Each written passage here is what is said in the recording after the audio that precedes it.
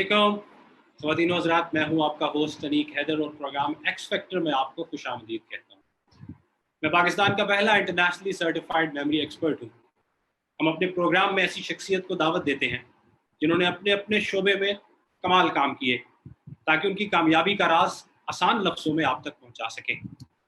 हमारे आज के मेहमान, अगर ये कहा जाए कि पाकिस्तान की मौजूदा सेल्फ हेल्प और ट्रेनिंग इंडस्ट्री को इसके मौजूदा मकाम पर पहुंचाने में उनका एक कलीदी किरदार है, तो ये गलत नहीं होगा।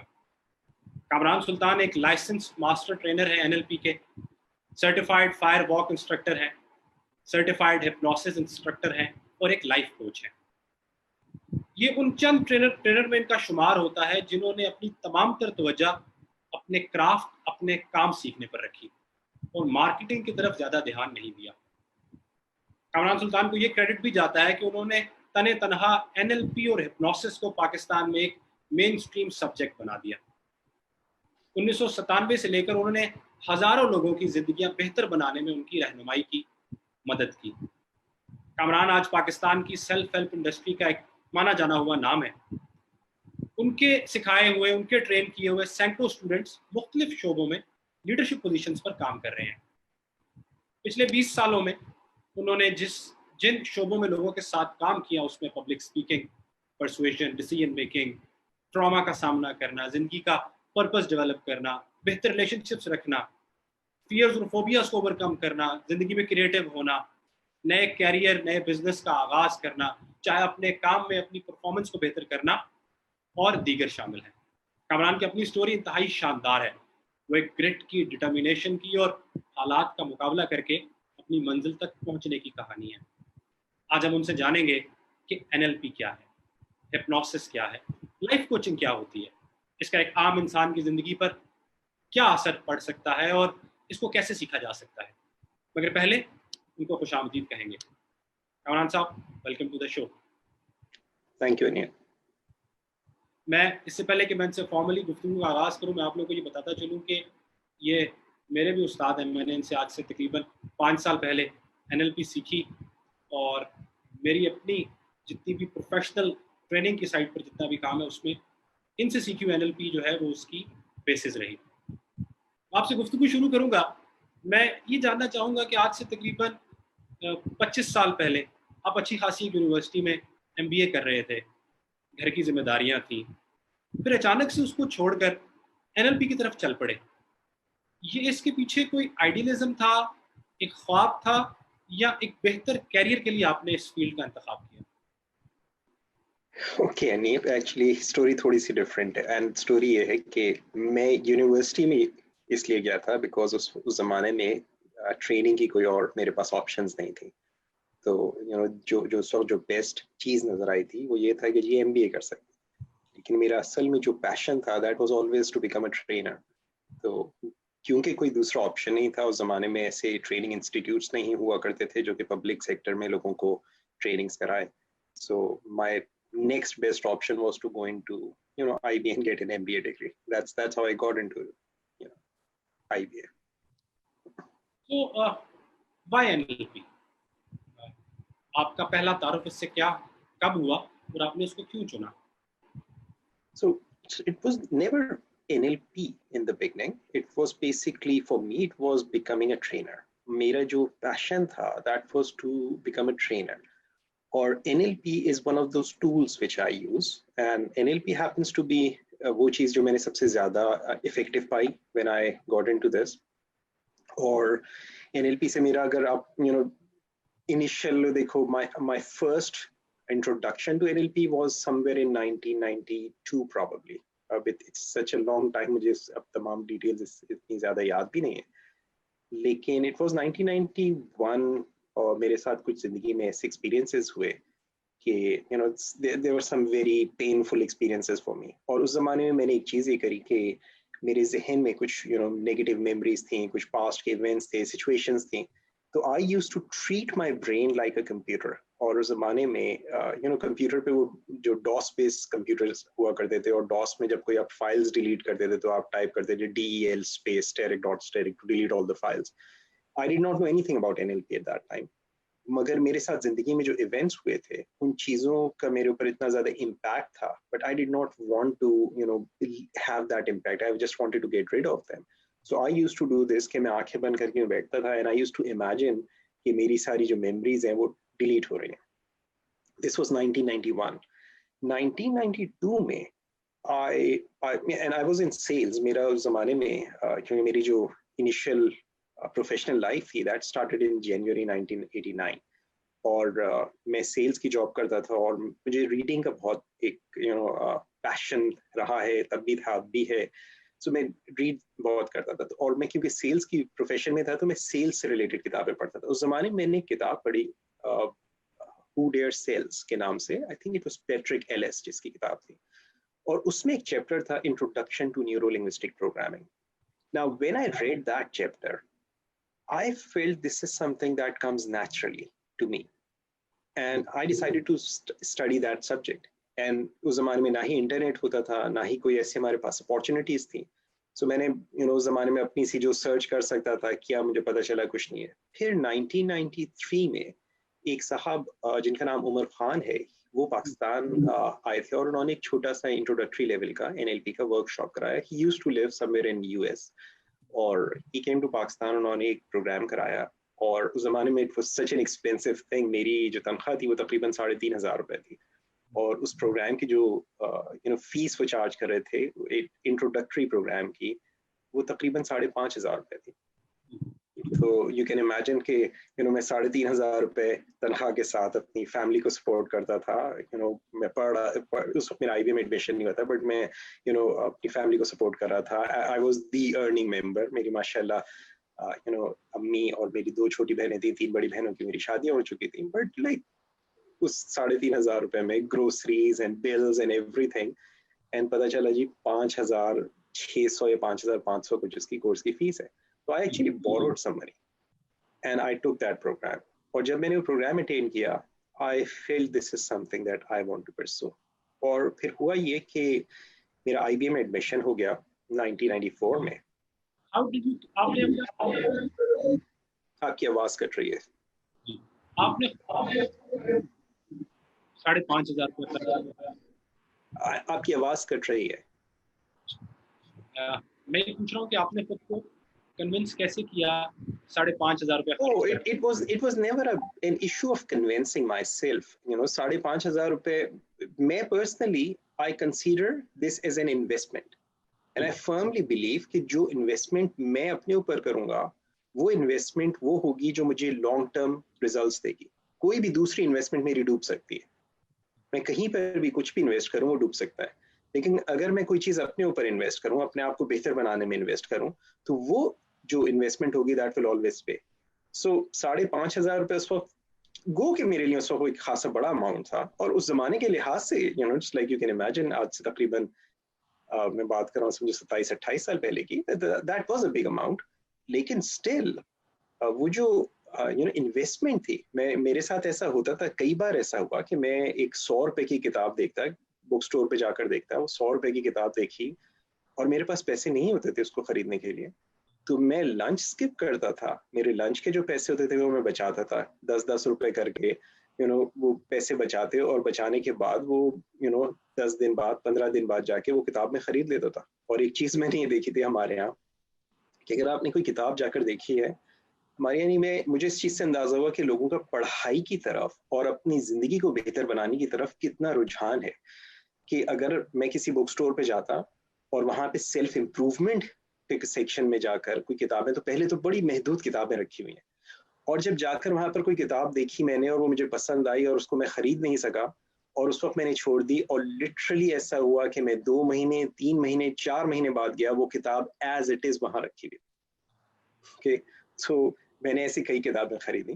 तो मेरे लिए वो 5,500 रुपए was not a big amount. I never thought of it. देखो कभी भी जो लर्निंग की जब बात होती है, एंड ये चीज़ मैं अक्सर लोगों को समझाता हूँ, लेकिन मेजॉरिटी लोगों को ये चीज़ समझ में नहीं आती, और वो ये होती है कि जब कोई ट्रेनिंग प्रोग्राम होती है वो पूछते हैं कितने का है, और जब वो पैसे सुनते हैं कहते हैं ये मैं नहीं कर सकता.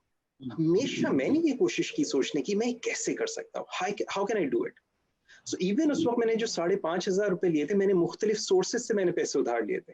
कुछ इधर से कुछ उधर से कुछ इधर से कर करा के, and I made sure that I did it, and alhamdulillah I did that, alhamdulillah summa alhamdulillah I did that.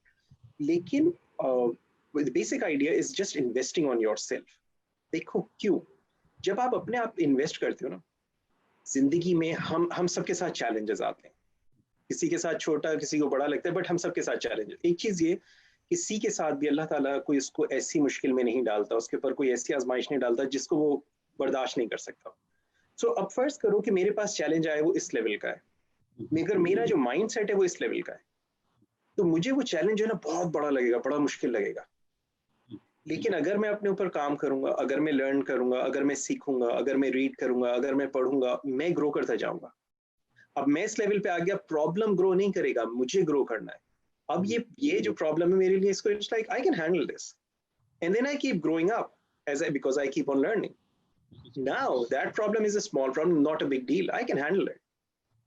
So you keep adding value to yourself, you keep getting better, and that's how आपकी जिंदगी बेहतर होती चली जाती है, आप grow करते चले जाते हैं, और चैलेंजेस आपके लिए छोटे होने लगते हैं. आगे आपको दूसरे लेवल के चैलेंजेस आएंगे. यानी आप यूं कह लीजिए कि जब आप प्राइमरी स्कूल में हैं तो प्राइमरी स्कूल के एग्जाम्स आते हैं, बाय द टाइम आप सेकेंडरी में आते हैं तो दूसरे आएंगे, आप प्रोफेशनल लाइफ में आएंगे तो दूसरे एग्जाम्स आएंगे. मगर in that process if you keep on growing, तो आपके लिए वो चैलेंजेस आसान हो जाते हैं. That's what happened. रिलेटिवली एक यंग एज में ये सोफिस्टिकेटेड कॉन्सेप्ट है, ये आपको कैसे समझ आ गया खुद ब खुद ही? What concept? NLP, this concept of growing, of personal development. मैं रीडिंग बहुत करता था, तो मैंने बहुत सारी चीजें किताबों में, क्योंकि वैसे मैंने आपसे कहा मेरे पास वो नहीं थे पैसे कि मैं ट्रेनिंग प्रोग्राम्स अटेंड करता, लेकिन मैं रीडिंग्स बहुत करता था. और उस जमाने में फिर मुझे पता चला कुछ ऑडियो टेप्स भी मिलते थे, अभी भी आई एम श्योर पाकिस्तान में मिलते होंगे. कुछ ऑडियो टेप्स उस जमाने में हुआ करते थे, ऑडियो बुक्स के, तो I used to buy them. और मेरे पास अभी भी, आपने मेरा ऑफिस देखा है कराची में, मेरे पास आई थिंक कोई 700-800 की मुख्तलिफ ऑडियो प्रोग्राम्स अवेलेबल हैं, जो मैंने उस जमाने में थोड़े करके खरीदे. और सो उनसे मैंने बहुत सारी चीजें सीखी थी. सो इट वाज नॉट कि मैं डायरेक्टली एनएलपी की ट्रेनिंग में आ गया. एनएलपी की ट्रेनिंग करने से पहले आई थिंक कम से कम 3 से 4 साल, मे बी 5 साल, मैंने कई मुख्तलिफ किताबें पढ़ी थी, कई मुख्तलिफ ऑडियोज सुने थे, कई मुख्तलिफ वीडियोज देखी थी. आपके लिए काफी सारे हमने सवाल तैयार किए. मैं एनएलपी से शुरू करूंगा और फिर आपकी जर्नी के बारे में भी जानेंगे. न्यूरो लिंग्विस्टिक प्रोग्रामिंग, ये है क्या, और एक इंसान की जिंदगी पर इससे क्या असर डाला जा सकता है? NLP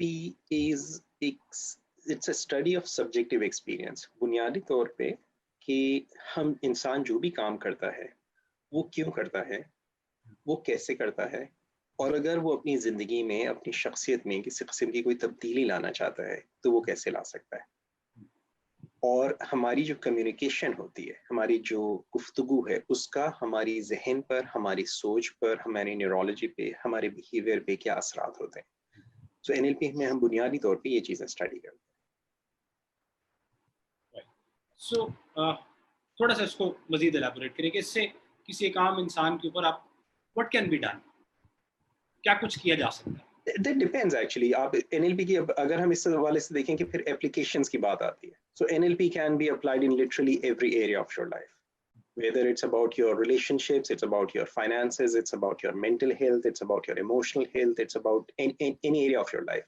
आप अपनी कोई सलाहियत बेहतर बनाना चाहते हैं, अपनी किसी स्किल को मजीद बेहतर बनाना, कोई ऐसी सलाहियत है जो आप में नहीं है, आप डेवलप करना चाहते हैं, कोई ऐसी सलाहियत है जो आप में है, आप उसको मजीद बेहतर करना चाहते हैं.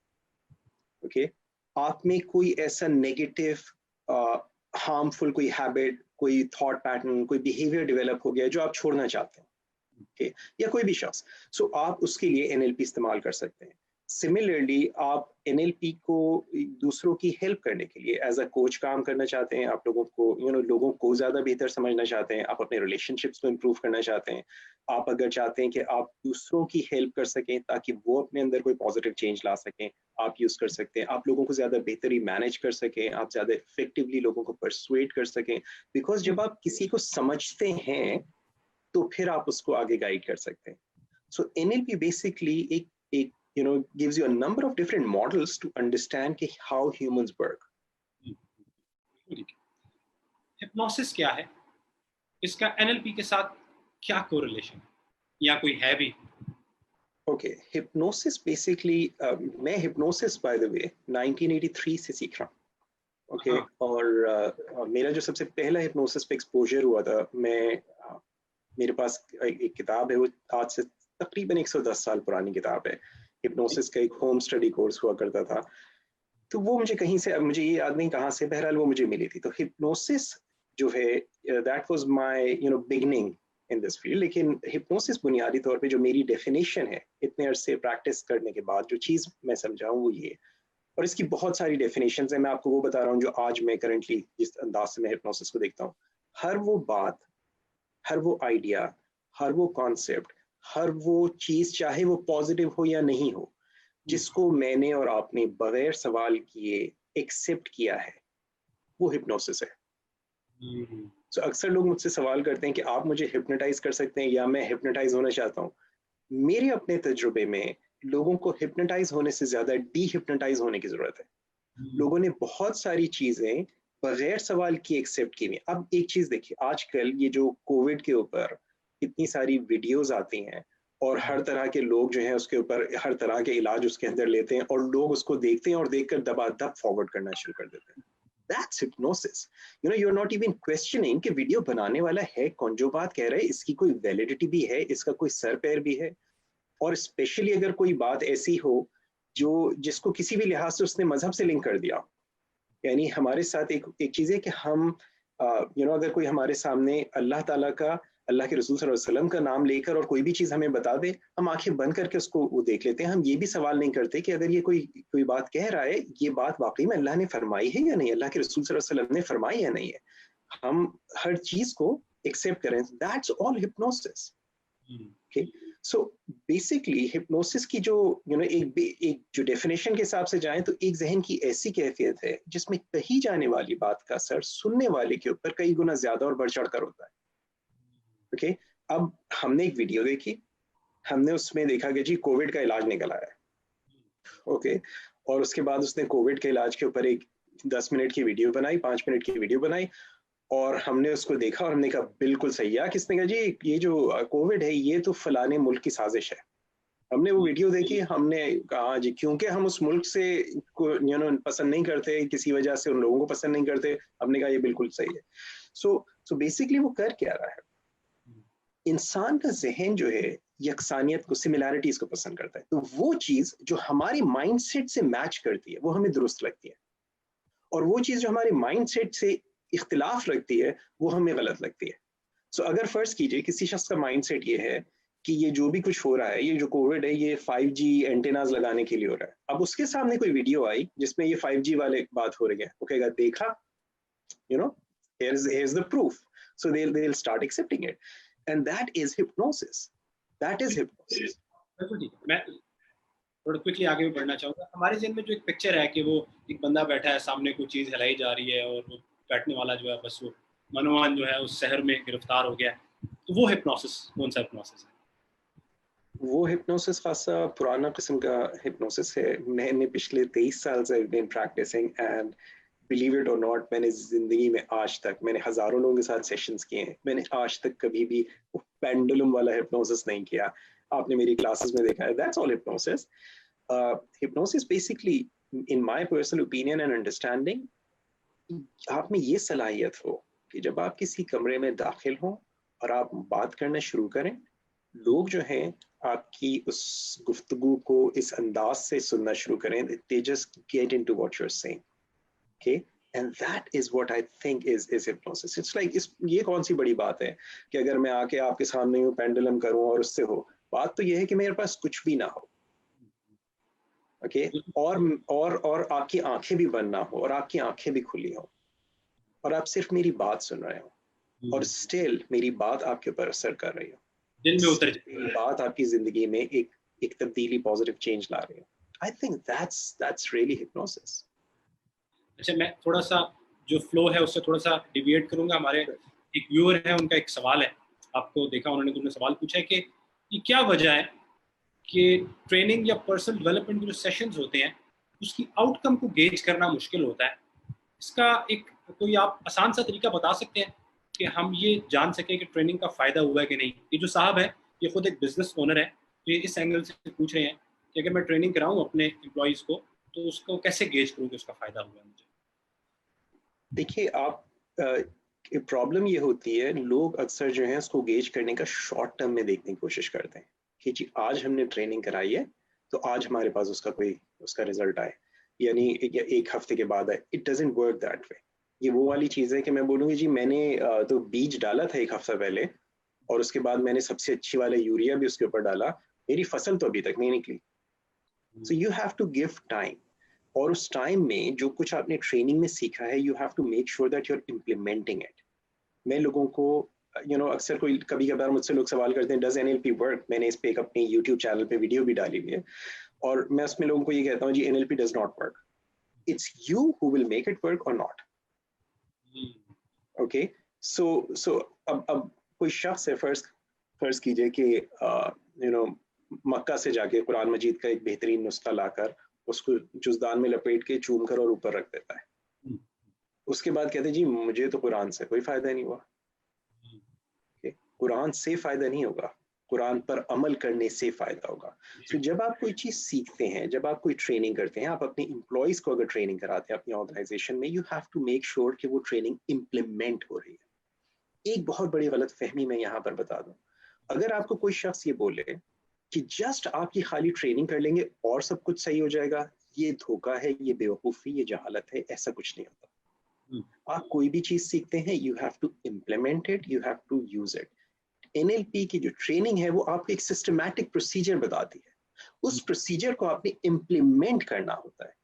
بہت لوگ میں نے ٹرین کیے ہیں پچھلے 23 سال میں, ہزاروں لوگوں کو میں نے ٹرین کیا ہے, and I can tell you وہ لوگ جنہوں نے ان کو استعمال نہیں کیا ان کو کوئی فائدہ نہیں.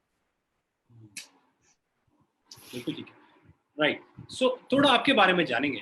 یہ بتائیے گا کہ زندگی میں کامیابی اور ناکامی ایک حصہ ہے کسی بھی ایک اسٹرگل کا, ایک کسی بھی جدوجہد کا, کسی بھی طرف اگر آپ موو کر رہے ہو تو آپ کی اپنی زندگی میں کون سی ایسی ناکامی ہے کسی وقت کی جو آپ کی آج کی کامیاب زندگی کی بیس بنی؟ آپ کی پسندیدہ ناکامی کون سی رہی ہے؟ Okay, there is, actually, I don't think in terms of کامیابی and ناکامی anymore. So, when I look at those experiences, جو بھی کچھ ہوا زندگی میں, میرا personally understanding اب یہ ہے زندگی میں جو بھی کچھ ہوتا ہے اس کے پیچھے کچھ نہ کچھ اللہ تعالیٰ کی حکمت ہوتی ہے اور اس میں ہی ہمارے لیے بہتری ہوتی ہے. اس چیز کا ہونا اس وقت ہمیں تکلیف دہ ہو سکتا ہے, لیکن اس چیز کا ہونا ہی ہماری آگے والی کسی کوئی بہتری کا پیش خیمہ بن جاتا ہے. So I don't consider anything as a زندگی میں جو بھی کچھ ہوا ناکامی. I'm an IBA drop out. میں نے IBA میں ایڈمیشن لینے میں مجھے 7 سال لگے تھے. میں 7 سال IBA کی ایڈمیشن ٹیسٹ میں فیل ہوا تھا. 7 اٹیمپٹس میں نے کی, لاسٹ اٹیمپٹ میں جا کے میرا ایڈمیشن ہوا. جب میرا ایڈمیشن ہوا میں نے 5 سال IBA میں پڑھا, اس پہ میرے 3 کورسز کے اندر میرا F لگا اور I was going through severe financial crisis, lots of problems in my life. But I went through all of that. اس 5 سال میں I flunked in 3 courses. میں نے IBA کے اس زمانے میں 22 کورسز کرنے ہوتے تھے, میں نے 21 کورسز پاس کیے اور میں آخری کورس میں ڈراپ ہو گیا. And I never got an MBA degree. That's okay, doesn't matter. اسی طرح میں عشق میں بھی ناکام ہوا تھا اپنی جوانی میں. In fact, that was the reason I got into NLP and ساری چیزیں جو کرتے تھے. میں سیلز کی جاب کرتا تھا, ہزاروں ریجیکشنز میں نے ایکسپیرینس کیے ہیں لوگوں کے ساتھ سیلز کی, and بہت ساری سیلز میں نے ایسی سیلز میں نے کی اس زمانے میں جو کہ ایسی کنسیڈر کی جاتی تھی, کمپلیٹلی لاسٹ ہو گئی ہیں. سو دا تھنگ از دس انیق, ناکامیاں اور کامیابیاں, these are just events in our lives. It's how you are interpreting them. اگر ہم کسی زندگی کے کسی بھی ایونٹ کو انٹرپریٹ کریں کہ او بس ختم ہو گیا, then we get into trouble. میرا it's like امریکہ, میں اب امریکہ میں ہی رہتا ہوں, لیکن ایک زمانے میں امریکہ جب ٹریننگ کے لیے جانا چاہتا تھا اور میرا ویزا بار بار ریجیکٹ ہوا تھا, کئی بار ریجیکٹ ہوا. مجھے NLP کا ٹرینر بننے میں it took me 7 years. اس زمانے میں NLP ٹرینر بننے کی جو انویسٹمنٹ تھی, اور میں خالی کورس کی فیس کی بات کر رہا ہوں, that was about $10,000. اور میری جیب میں 10 روپے بھی نہیں ہوتے تھے, مگر I set a goal. It took me 7 years to become an NLP trainer. Okay. اس بیچ میں بہت ساری ریجیکشنز ہوئی, لوگوں سے پیسے مانگے, کسی سے لوگوں نے انکار کر دیا. الحمدللہ اللہ تعالیٰ کروا دیتا ہے سب کچھ. So there is no such thing as failure for me. And that's, by the way, one of the beliefs in NLP. I don't think there is anything as failure. My other belief is, इस दुनिया की जिंदगी के लिहाज से I don't think there is anything as success. यहाँ पर अल्लाह ताला ने हमें आजमाने के लिए भेजा है. कामयाबी और नाकामी उस दिन होगी जब रिजल्ट इस हाथ में या इस हाथ में आएगा. उस दिन पता चलेगा कौन कामयाब और कौन नाकाम है. The rest is just temporary. Okay, so don't attach yourself to success or to failure in this world. Interesting. It is very obvious कि आपने काफी सारी अपने ऊपर काफी सारा इन्वेस्ट किया. आपकी फेवरेट इन्वेस्टमेंट कौन सी है? वो चाहे पैसे की हो, टाइम की हो या एनर्जी की हो. There is no favorite in that sense. That depends कि किस चीज से आप क्या रिजल्ट लेना चाह रहे हैं. देखो, if I want to become a better father, my investment will be in a different direction. If I want to become a better husband, it will be in a different direction. If I want to become a better trainer, it will be different. If I want to become a better coach, it will be different. So मुख्तलिफ चीजों में. So I say कि ये चीज बेहतर. That depends. Everything is contextually dependent. किस चीज की कहाँ पर है. So I cannot give you कि ये चीज कहीं पे पैसा इन्वेस्ट करना जरूरी था, कहीं पर टाइम इन्वेस्ट करना जरूरी था, कहीं पे एफर्ट करना जरूरी थी, कहीं पे तीनों चीजों की जरूरत थी. ओके, सो इस लिहाज से चीजों को मत देखा कीजिए कि मैं यहाँ पे पैसे इन्वेस्ट करूंगा तो मैं पैसा इट्स लाइक दिस कि मैंने पैसा इन्वेस्ट कर दिया स्कूल में जाने में, अब बच्चे को मैंने पैसे इन्वेस्ट करके स्कूल में भेज दिया तो मुझे उसको घर पे तरबियत की जरूरत नहीं है क्योंकि मैं पैसा इन्वेस्ट कर रहा हूँ. ओके, नहीं, पैसा इन्वेस्ट करना है अगर उसको स्कूल में पढ़ाने के लिए तो घर पे उसकी तरबियत में मैंने टाइम भी लगाना है. It's bit of everything. आपको सब देना पड़ता है. Exactly. गुलाम अली साहब जिन्होंने पहले आपसे सवाल पूछा, उनका एक फॉलो अप क्वेश्चन है. ये कह रहे हैं कि अगर हिप्नोसिस इतना इफेक्टिव है तो मॉडर्न मैनेजमेंट के जितने भी थ्योरीज हैं या फ्रेमवर्क्स हैं उसमें हमें ये इतना क्यों नजर नहीं आता? इसलिए नजर नहीं आता क्योंकि आपको पता ही नहीं है कि आपके साथ हिप्नोसिस हो रहा है. इसलिए आपको नजर नहीं आता. Because you don't consider it as hypnosis. आपके जहन में जो हिप्नोसिस का ख्याल है वो वाला ख्यालात हैं जो कोई आंखें बंद करके बिठाएगा और उस तरह से होगा. हर वो मैनेजमेंट थियरी जो आपने किसी से सुनी और उसको आपने एक्सेप्ट करा और आपने उसको सही समझा क्योंकि बोलने वाला कोई बड़ा एक्सपर्ट था, that was hypnosis done on you. You did not think of it as hypnosis. अच्छा, आप एक लाइफ कोच भी हैं. लाइफ कोचिंग किसे कहते हैं? ये हम पाकिस्तान में सुनते हैं. ये सक्सेस कोचिंग से, एग्जीक्यूटिव कोचिंग से, दूसरी किस्म की कोचिंग से किस तरह मुख्तलिफ है? लाइफ कोचिंग बेसिकली कोई भी शख्स अपनी जिंदगी में, लेट्स सपोज एक शख्स अपनी जिंदगी में पॉइंट ए पे खड़ा है और he wants to get to point B. Okay, as a coach we want to, we help people, I help people how they can get from where they are to where they want to be. Right. Okay, now so what I would see is कि ये शख्स जो यहाँ पर है क्या चीज इसको, if he wants to move on, क्या चीज रोक रही है इसको मूव करने से? Is it some emotional issue? Is it some kind of belief in his mind? Is it some kind of thought pattern जो उसको है? Is it some kind of fear? What is it that's stopping people from moving forward? Okay, now is it possible कि इसके जहन में कोई clear direction ही नहीं है? इसके साथ जहन में 10 किस्म की directions हैं. There is no one specific direction. So my job as a coach is to find out and to help him or her get from where he or she is to where he or she wants to be. So जब हम एक overall उसकी जिंदगी के हवाले से करते हैं, we call it life coaching. अब अगर फर्ज कीजिए कि वो अगर मैं किसी बिजनेस के लिए कर रहा हूँ, that would be business coaching कि एक बिजनेस है, that's also considered as consulting. Okay? एक बिजनेस है, वो अपने एक टारगेट के ऊपर है, एक पॉइंट पर है, and they have this कि by the end of this year we want to be at this point.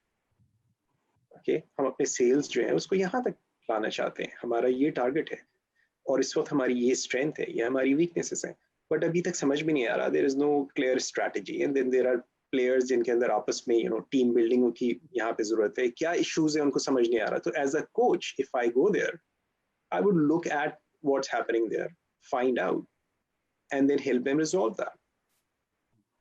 Okay, now coach एक चीज देखो, जैसे इस स्पोर्ट्स में होता है ना, हम कहते हैं जी ये क्रिकेट के कोच हैं या हॉकी के कोच हैं.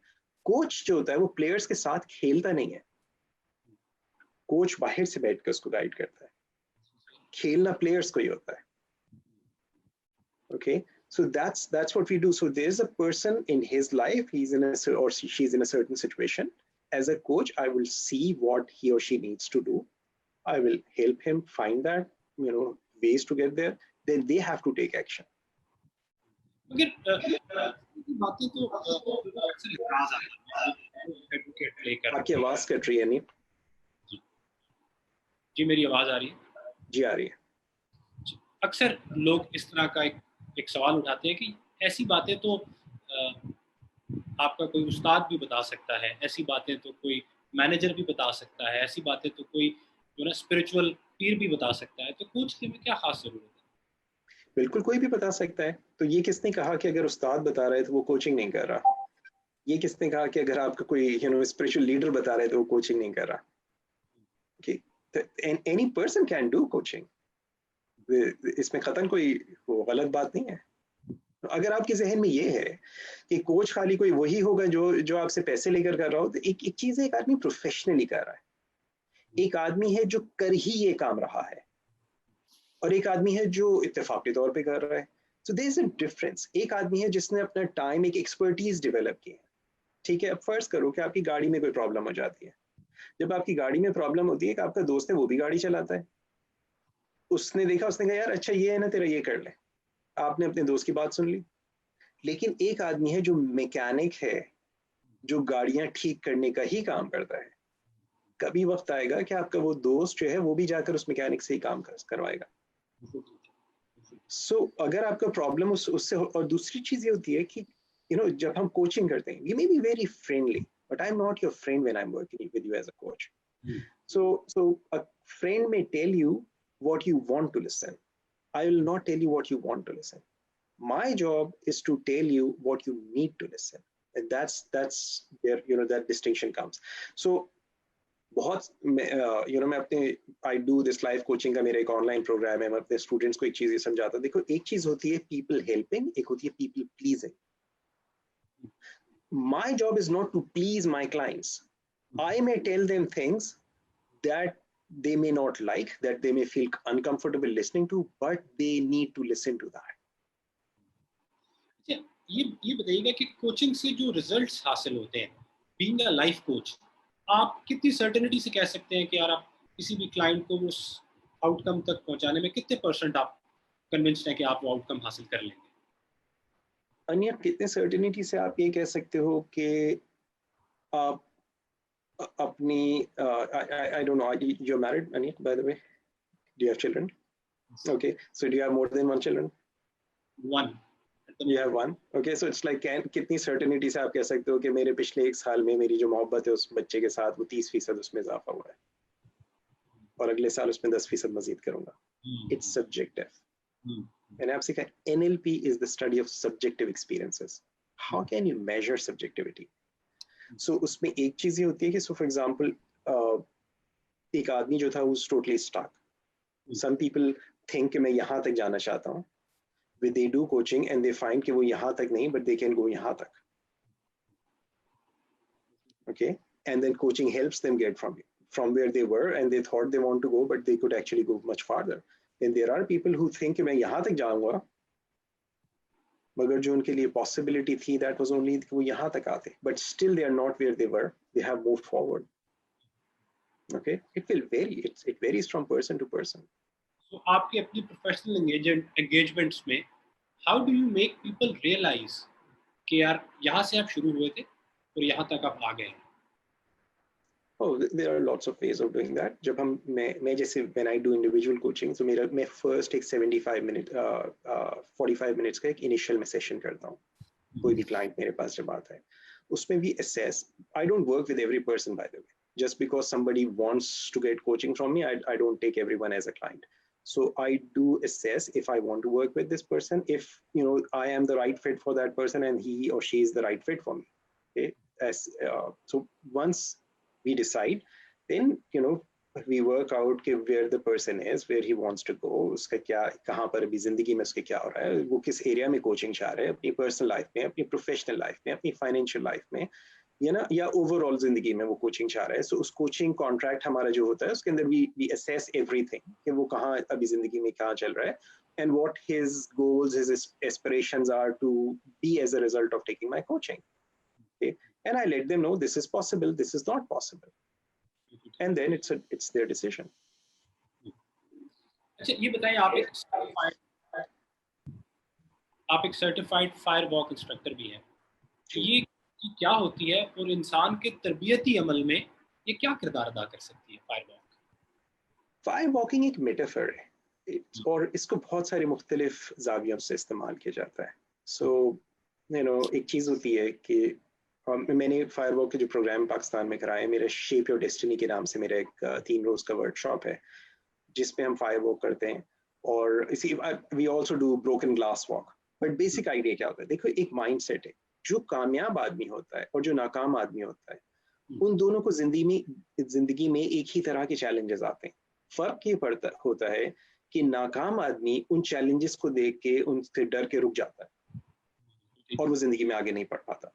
कामयाब आदमी उन चैलेंजेस को देखने के बावजूद, उनमें मौजूदा रिस्क होने के बावजूद एक्शन लेता है और उससे आगे बढ़ जाता है और निकल जाता है. सो फायर वॉक जो है वो बेसिकली मेटाफोरिकली हम इसी चीज के कि आपके सामने एक अंगारे हैं, दहकते हुए अंगारे हैं जो आपके सामने उस वक्त जलाए गए होते हैं. ओके, और जब आप वहाँ खड़े होते हैं आप कोई 7-8 फीट से उसका हीट को महसूस कर सकते हैं जब उसको बर्न करते हैं. और फिर जब आप वो अंगारों को देखते हैं, सो आप थिंक ऑफ इट कि आप इधर खड़े हुए हो और आपके सामने अंगारे हैं, दूसरी साइड पे is your goal. Okay, so these are the challenges. So हम क्या कर रहे हैं, एक माइंड में एक कॉन्सेप्ट बिल्ड कर रहे हैं, एक लिंक, एक कनेक्शन बिल्ड कर रहे हैं कि अगर मैं ये कर सकता हूँ कि मैं इस अंगारों के ऊपर चल के इन तकलीफों को बर्दाश्त करके, if I can be on the other side, what else is possible in my life? So many people find that it changes, it breaks their old ways of thinking and old patterns of thinking and helps them move forward much easily. So that's one of the ways in which we use it. अच्छा, आपके लिए एक और सवाल है, तो ये कि अपनी सोल को, रूह को, माइंड को, इंटेलेक्ट को, इमोशंस को और फिजिकल एनर्जीज को इकट्ठा कैसे लिंक किया जा सकता है और हिप्नोसिस के साथ इसका क्या ताल्लुक है? ओके, देखो मुझे नहीं मालूम कि यहाँ पर जब ये सोल के हवाले से बात करें तो ये किस स्पेसिफिक जाविये से इसको देख रहे हैं. बिकॉज मैं चीज़ों को बहुत मुख्तलिफ पर्सपेक्टिव से देखता हूँ. मैं चीज़ों को कुछ साइंटिफिक पर्सपेक्टिव से भी देखने की कोशिश करता हूँ, एंड थोड़ा बहुत मैं रिलीजन के हवाले से भी देखने की कोशिश करता हूँ. सो जहाँ तक रूह की या सोल की अगर उस हवाले से बात करें, in my personal opinion, उसमें the key is अला बिज़िक्रिल्लाहि तत्मइन्नुल क़ुलूब. सो उसकी अलाइनमेंट या उसके सुकून या उसके लिए जो भी कुछ करना है, go to religion, go to Islam. That's my simple advice. दूसरी चीज रही जहां तक आपकी अपनी इमोशंस और ये सारी चीजें, देखो हमारी जो एग्जिस्टेंस है, we don't exist as just a physical being. आपने मेरी क्लासेस में अनिल की चीज सुनी हुई है. Okay, so हमारी जो एग्जिस्टेंस है, हमारी we have a mental existence, we have an emotional existence, we have a physical existence, we have a spiritual existence. Okay, and I'm not talking spiritual in terms of ruh, by the way. It's a long discussion. हमारा 1 घंटे के से ज्यादा का I can do a session on just this. लेकिन जो it's like these are all things जो हमारी internally हमारे साथ internally हम connected है. So हमारे जो emotions होते हैं, उस emotion से आ कहाँ से रहे, इनका source क्या है, हमारी जो मेंटल प्रोसेसिंग है, इन तमाम चीज़ों का सोर्स क्या है. हमारे साथ अक्सर एक चीज़ ये होती है कि हम ये समझ रहे होते हैं कि ज़िंदगी में हमारे साथ जो भी कुछ हो रहा है, इसका जो जिम्मेदार है वो हमारे बाहर होने वाले इवेंट्स हैं, जबकि हमारी बाहर होने वाले जो बहुत से इवेंट्स होते हैं, उसका जिम्मेदार हमारे अंदर होने वाली प्रोग्रामिंग होती है. ओके, सो सबसे पहली चीज़, अगर आप इस चीज में किसी किस्म की बेहतरी लाना चाहते हैं, तो the first thing is to become aware कि अंदर हो क्या रहा है. अगर आपके अंदर नेगेटिव इमोशंस हैं तो why do you have them.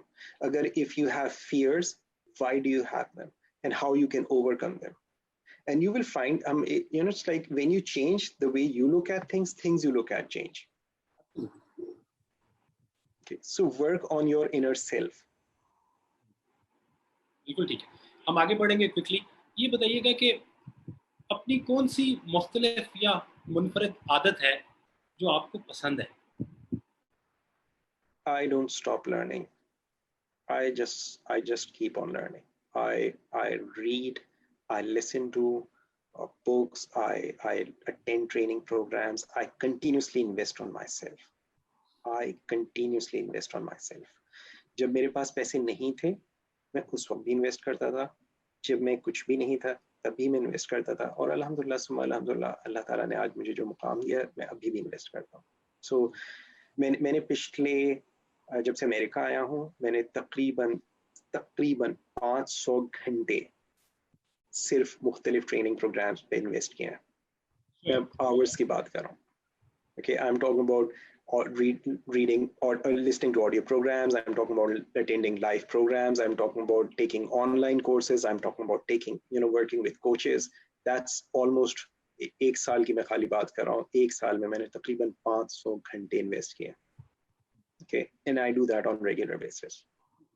अच्छा, सिंस आपने बात की इन्वेस्ट करने की, इन्वेस्ट का आपने कॉन्सेप्ट बताया कि बेसिकली आप एक बेटर वर्जन बनते जाते हैं, प्रॉब्लम्स छोटे होते जाते हैं. बेटर वर्जन बनने का एक तरीक़ेकार आसान ज़ुबान में ये है कि कुछ नए बिलीफ्स, कुछ नई आदत, कुछ नए रवैये अपना लेते होंगे. तो ये बताइएगा कि पिछले 5 सालों में ऐसा कौन सा नया बिलीफ, रवैया या आदत जिसने आपकी ज़िंदगी पर सबसे ज़्यादा मुस्बत असर डाला है?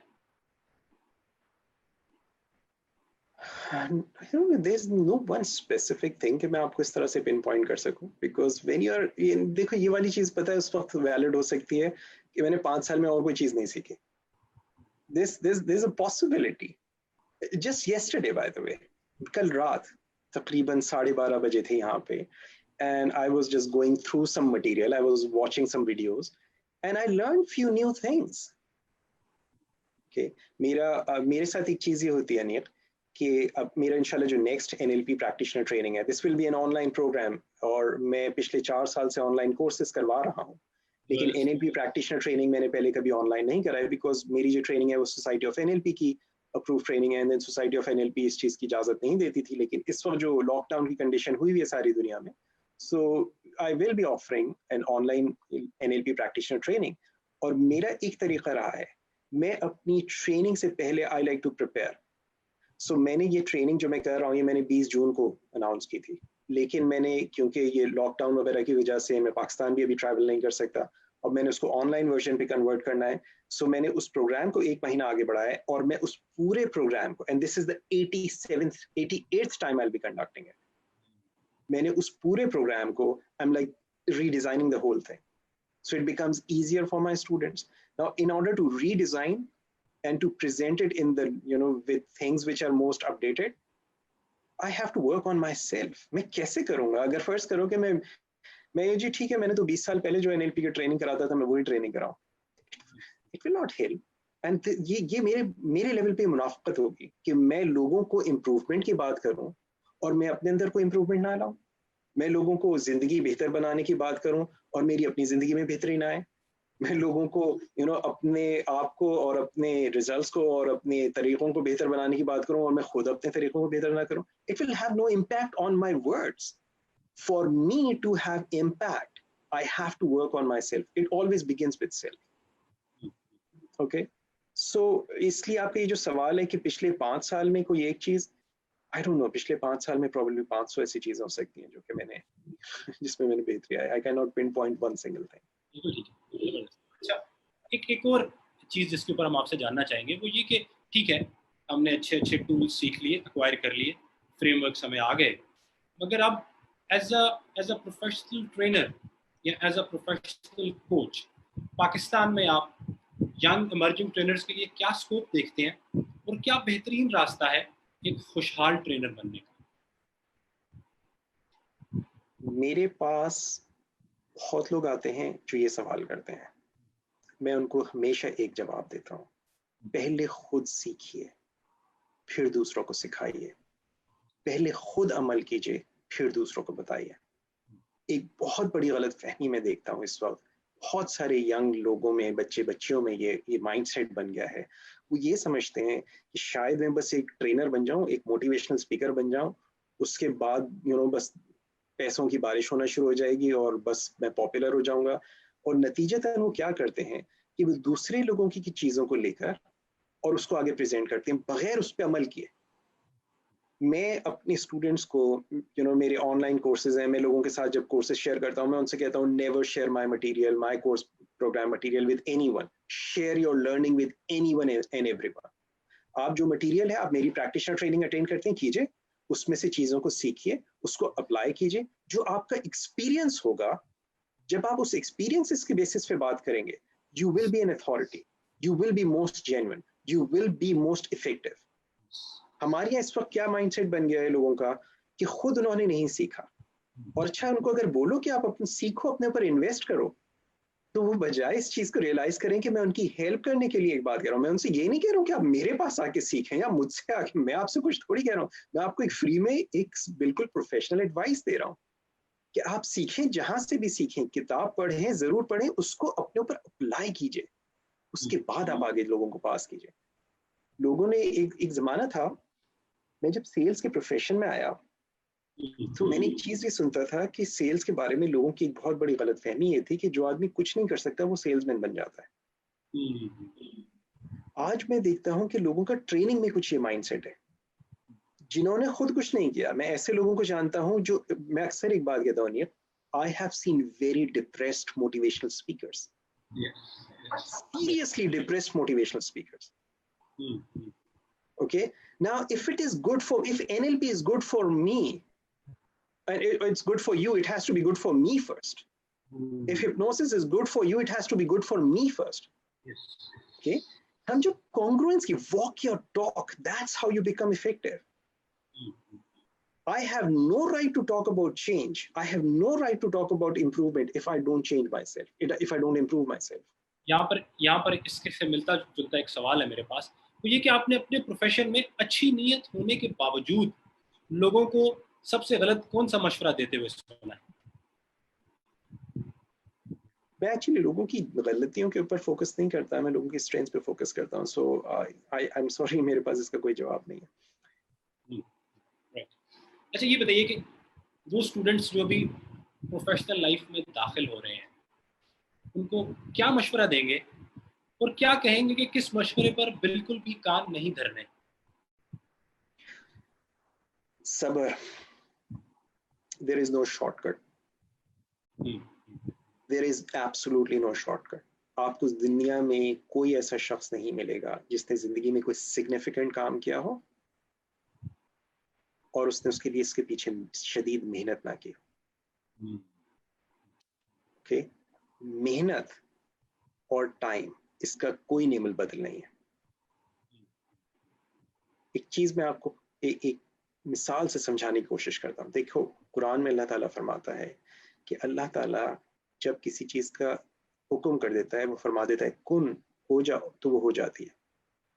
ٹھیک ہے, اور اللہ تعالیٰ ہی قرآن مجید میں فرماتا ہے کہ اس کائنات کو تخلیق کرنے میں اس نے 6 دن لگائے, 6 ایام.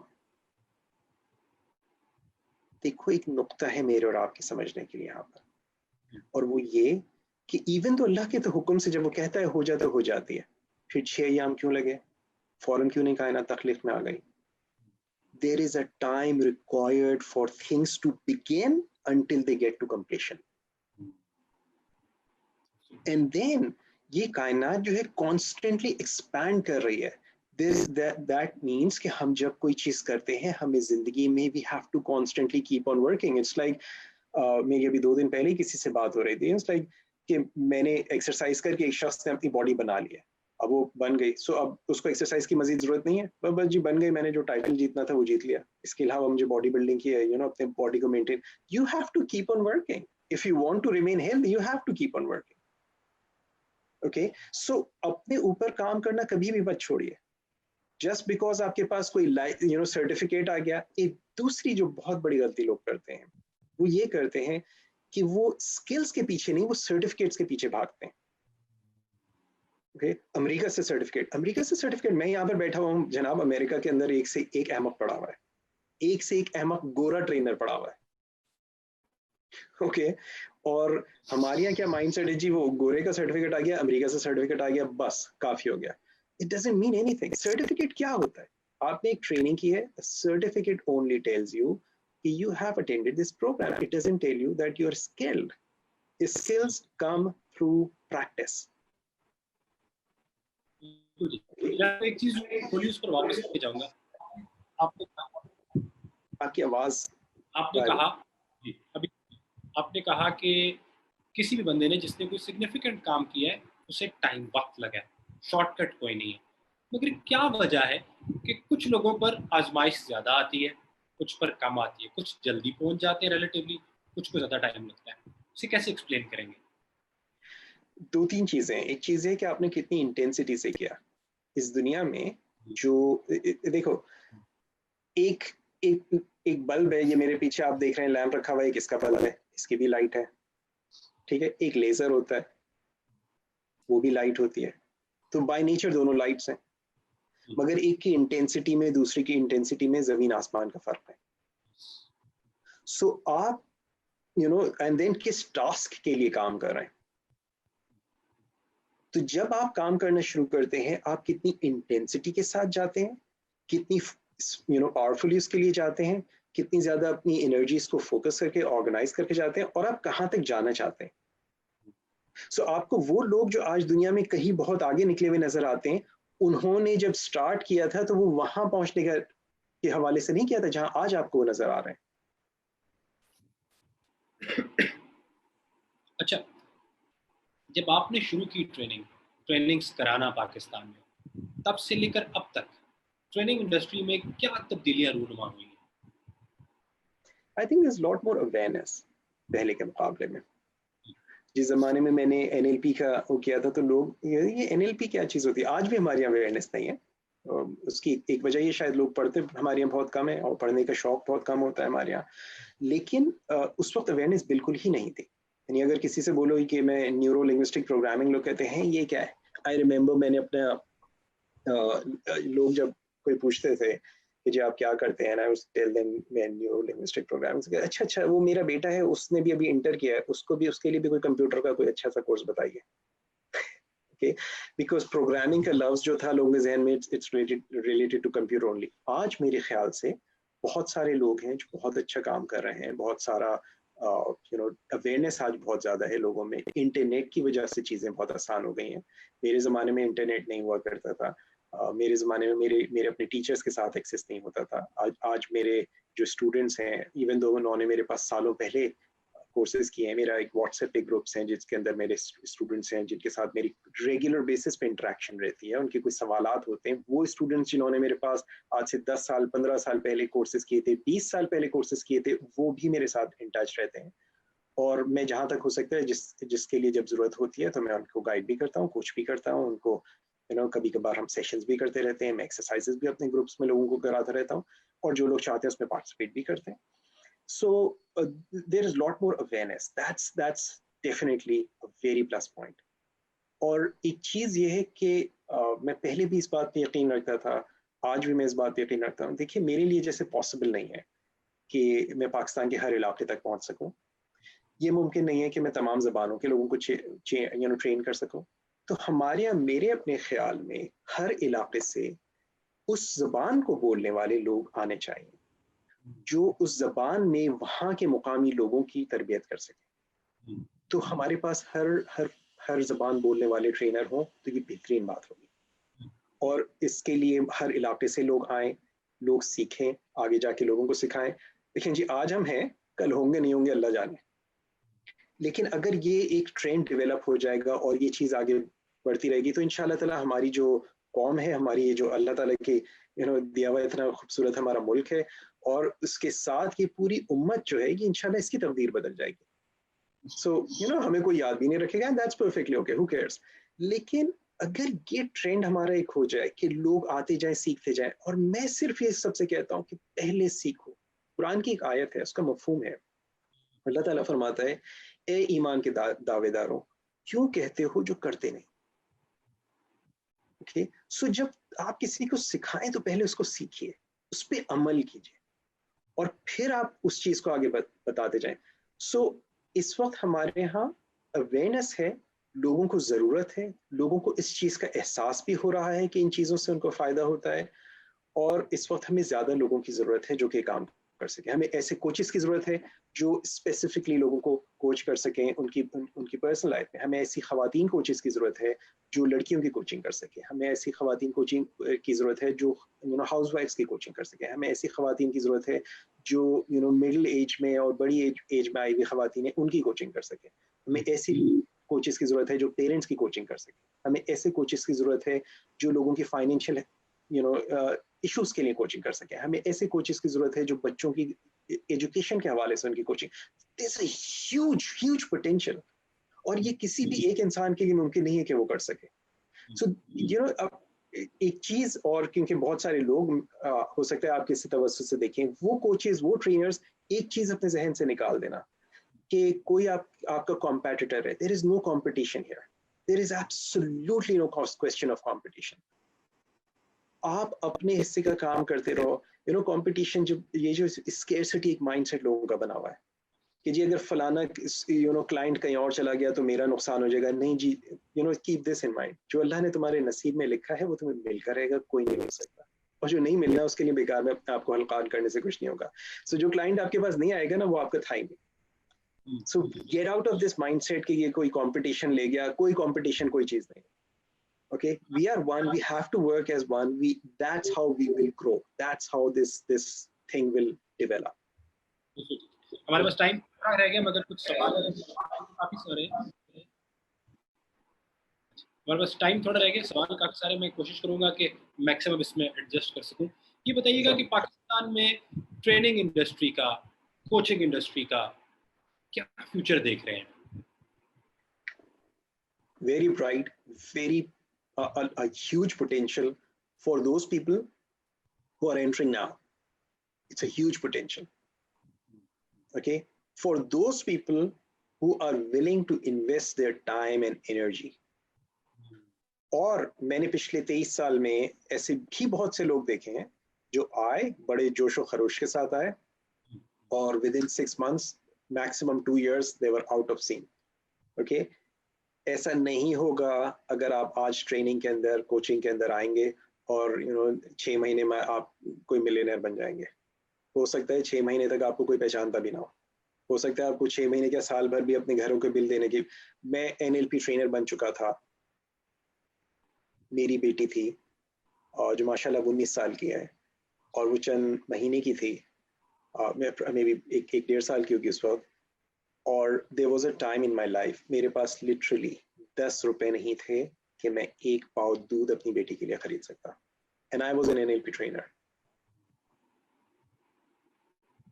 Okay, I have seen that time. मेरे माशाल्लाह 4 बच्चे हैं, अल्हम्दुलिल्लाह सुम्मा अल्हम्दुलिल्लाह. लेकिन things change. मैं अगर उस वक्त गिव अप कर देता, मैं उस वक्त कहता यार ये तो चीज़ नहीं होगी, तो मैं तो अपने बच्ची के लिए दूध भी नहीं खरीद सकता. It's like there was a time कि मेरे पास, मैं क्रेडिट कार्ड भी यूज करता था और मेरे पास इतने पैसे भी नहीं रहे थे, क्रेडिट कार्ड में भी नहीं रहे थे कि मैं घर की ग्रोसरीज खरीद सकता. ओके, लेकिन उस वक्त भी अल्हम्दुलिल्लाह मैं I just kept on learning. I kept on thinking, okay, how can I solve this? How can I get out of this? How can I, what can I do? क्या चीज मेरे इख्तियार में है जो मैं कर सकता हूँ. सो अपने ऊपर काम करते रहो, अपनी प्रैक्टिस को जारी रखो, बीज डालते रहो. आपके इख्तियार के हवाले से जी, आपके इख्तियार के हवाले से ये जानेंगे कि डायनामिक जिंदगी जीते हैं, लगातार सीखते रहते हैं, सिखाते रहते हैं, मगर कभी ऐसा टाइम भी आता होगा जब काम करने का दिल नहीं कर रहा होता. तो वैसे में आप फिर अपने आप को, खुद को काम के लिए कैसे मोटिवेट रखते हैं? फर्स्ट, आपका जो एंड है मैं इसको पहले क्लैरिफाई कर दूं. You don't do things because you are motivated. You don't get results because you are motivated. ये मोटिवेशन के पीछे भागना छोड़ दीजिए. मोटिवेशन नाकाम लोगों की जरूरत है. اگر آپ ناکام ہونا چاہتے ہیں تو پھر موٹیویشن کے پیچھے بھاگیے. Interesting. کامیاب لوگ کام کرتے ہیں, موٹیویشن کا انتظار نہیں کرتے. اوکے, سو کام کیجئے, موٹیویشن کا انتظار چھوڑ دیجئے, کہ جب موٹیویٹ ہوں گے تو کریں گے. Okay, forget it. اچھا یہ بتائیے گا کہ پاکستانی ٹرینرز کو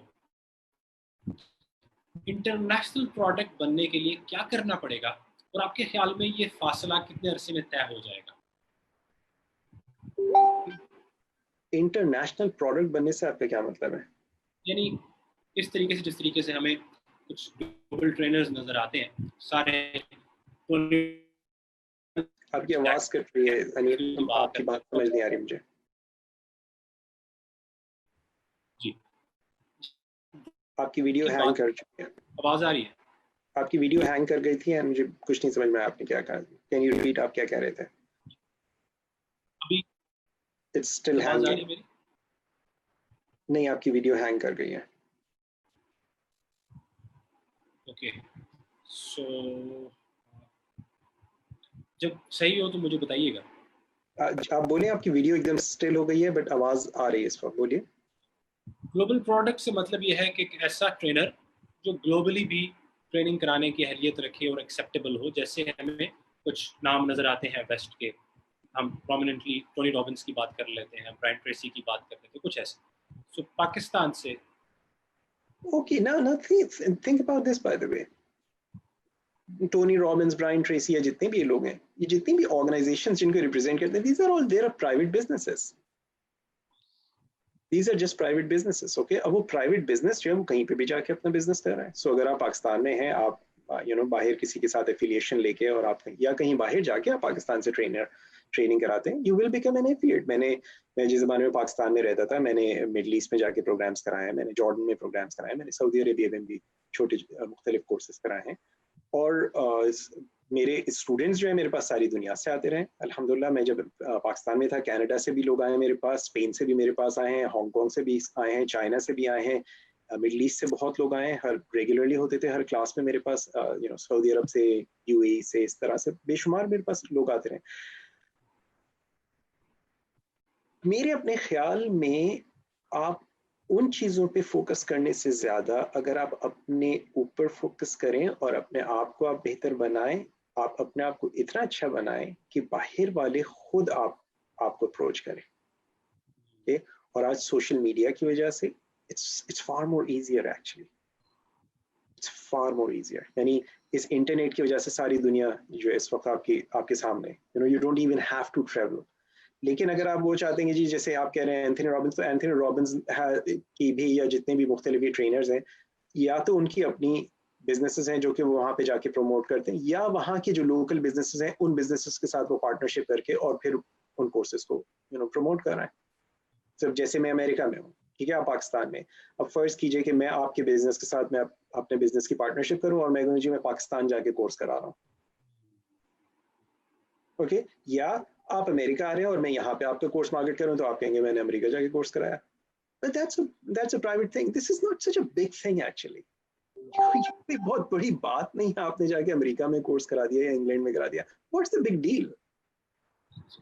Okay, ہماری ایکچولی لوگ ان چھوٹی چھوٹی چیزوں کو, میرے خیال سے خاصی واحد چیزوں کو اپنے لیے بڑا میجر سمجھتے ہیں. This is not such a big deal. Big deal ہے کہ آپ اپنے آپ کو بہتر بناتے رہیں اور آپ ایک لانگ ٹرم امپیکٹ پروڈیوس کریں. آپ کی جو لائک who cares. دیکھو میں آج اگر آپ سے بھی میں بات کر رہا ہوں, اگر اس سیشن کے درمیان فرض کرو if I die, نہیں پتا نا میں کب آنی ہے موت, لیکن if I die, میرے ہزاروں کی تعداد میں جو فالوورز ہیں وہ میری فیس بک کے اوپر ڈالیں گے رپ رپ رپ رپ رپ. Okay, and the next question will be کہ یار دیکھو کھانے میں کیا ہے. Okay, so and I should worry کہ لوگ مجھے انٹرنیشنلی جانتے ہیں. بھائی میرے بھائی کوئی نہیں جانتا. Don't waste your time on this. آج ہم مرتے ہیں, دوسرے دن لوگ بھول چکے ہوتے ہیں. So don't waste your time in this stupidity. Work on yourself, keep working, keep getting better. You will leave a good impact on people, and remember, people will not remember you. Don't buy into that stupid ideas. Final question. ایک بڑا بل board ہے اور اس پہ آپ ایک message دے سکتے ہیں جو سب لوگوں تک پہنچے گا. وہ کہ لفظ ہو سکتا ہے, کوئی کوٹ ہو سکتا ہے, کوئی شعر ہو سکتا ہے. کیا کہنا چاہیں گے؟ آج سے تقریباً 3-4 روز پہلے 5 روز پہلے میں بھی میں اپنی بیوی کے ساتھ we were talking and I was talking to her کہ یار اگر ہم فرض کرو if we die ہم اپنے بچوں کو کوئی ایڈوائز کرنا چاہیں what advice would that be and what I thought کہ اور میں دنیاوی لحاظ سے I'm not talking about کہ آخرت کے اس سے اگر خالی میں کوئی ایسی چیز اپنے بچوں کو کہنا چاہوں جو دنیا میں ان کے لیے بہتر ہو so this is what I will tell them and this is what I think I would tell anyone else. Learn, keep on learning, never stop learning. Kamran صاحب thank you very much, it was a player. بہت informative تھا, بڑے عرصے بعد آپ سے بات ہوئی, کافی کچھ سیکھنے کو ملا. Alhamdulillah. Thank you for inviting me.